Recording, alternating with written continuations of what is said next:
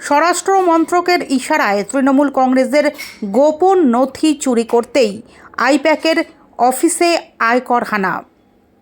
এমনই বিস্ফোরক অভিযোগ করেছিলেন মুখ্যমন্ত্রী মমতা বন্দ্যোপাধ্যায়।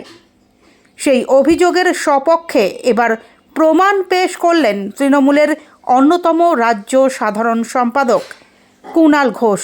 রবিবার সকাল 10টা নাগাদ সোশ্যাল মিডিয়ায় একটি স্ক্রিনশট শেয়ার করে তিনি প্রশ্ন তুলেছেন, ইডির গতিবিধি কি সরাসরি কেন্দ্রীয় স্বরাষ্ট্রমন্ত্রীর দফতর থেকে নিয়ন্ত্রিত হচ্ছে?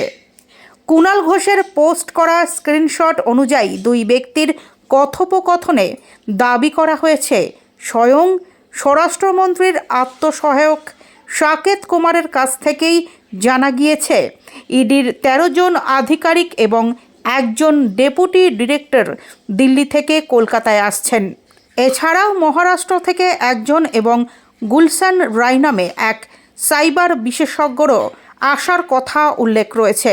কথোপকথনে আরও বলা হয়েছে তাদের সকলকে স্বরাষ্ট্র মন্ত্রকের তরফে সিজিও কমপ্লেক্সে একটি জরুরি বৈঠকের জন্য ডাকা হয়েছে। এই তথ্য সামনে এনে কুণাল ঘোষের ইঙ্গিত, এই দলটিই পরে আইপ্যাকের অফিসে হানা দেয়। তার দাবি, এই অভিযানের নির্দেশ সরাসরি এসেছিল কেন্দ্রীয় স্বরাষ্ট্রমন্ত্রী অমিত শাহর দফতর থেকেই। এই অভিযোগ সামনে আসতেই রাজনৈতিক মহলে নতুন করে শোরগোল শুরু হয়েছে। তৃণমূলের পক্ষ থেকে দাবি করা হয়েছে গোটা বিষয়টির নিরপেক্ষ তদন্ত হওয়া প্রয়োজন। কুণাল ঘোষ স্পষ্ট ভাষায় বলেন, এটি শুধুমাত্র রাজনৈতিক প্রতিহিংসার প্রশ্ন নয়, বরং দেশের গণতান্ত্রিক কাঠামোর ওপর আঘাত। বিষয়টি গভীরভাবে খতিয়ে দেখা দরকার।